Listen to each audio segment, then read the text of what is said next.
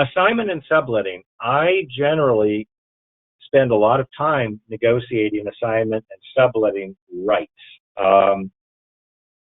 The ground lessee, the tenant, the effective putative owner of the property for 34 years, will always need the unfettered right to enter into space leases, office leases, retail leases, restaurant leases, etc., on terms acceptable only to the ground lessee. So your client, the ground lessor, has no right to consent to any space leases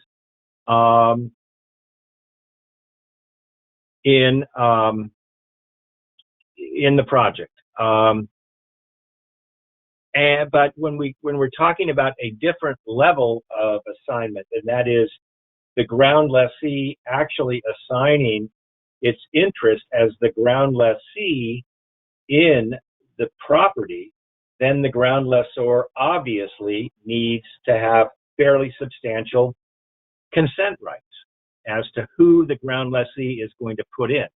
Tied into this is, once the assignment has taken place by the ground lessee has assigned the ground lease to a third party assignee, I generally, in representing the ground lessors, refuse to release the original ground lessee under the ground lease. So what I try to build into the assignment provisions in favor of the ground lessor is, at a minimum, in order for the ground lessor to be reasonable in consenting, the assignee has to have a sufficient net worth to support the obligations of the ground lessee under the ground lease. And very importantly, it has to have sufficient experience as a ground lessee or landlord of, or manager of similar like-kind buildings to the building or the project that is subject to the ground lease.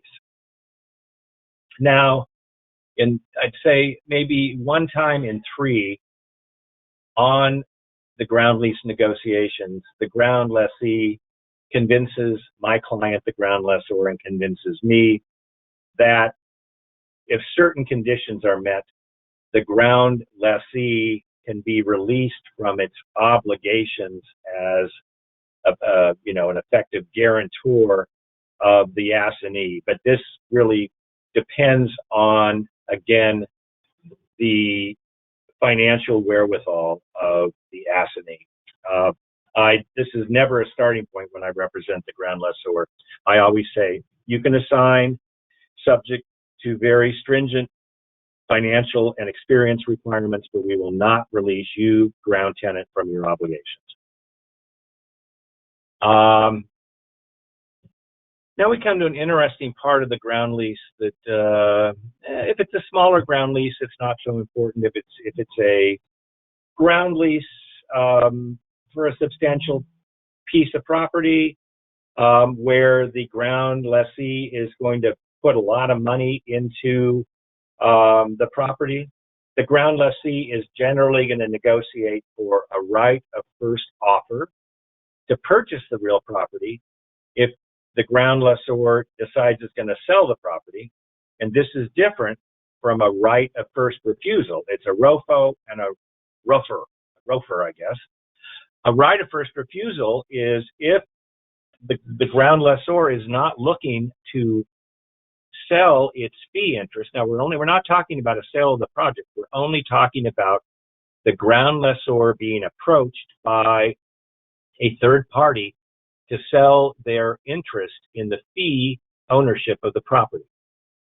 If the ground lessor gets such an offer, a sophisticated ground lessee will require that it have the right to match the offer that the third party gives to the ground lessor. And so you have to give the ground lessee details, more likely than not the letter of intent, and the ground lessee has a period of time to go forward and buy the property and circumvent the third party using its right of first refusal. Same idea in the right of first offer.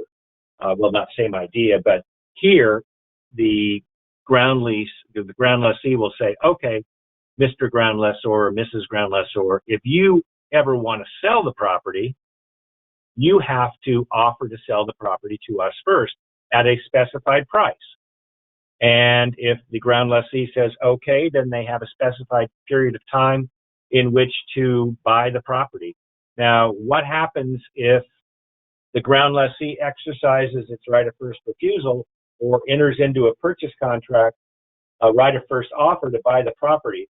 What I always provide is that then the ground lessee's rights terminate, and the ground lessor is free to sell its fee interest within pretty close proximity to the price that the ground lessor had been talking to the ground lessee about. 95% of the offered price is what I usually agree to. And if no sale takes place, generally the ground lessee will require that its ROFO rights or ROFR rights, right of first offer or right of first refusal, get reinstated.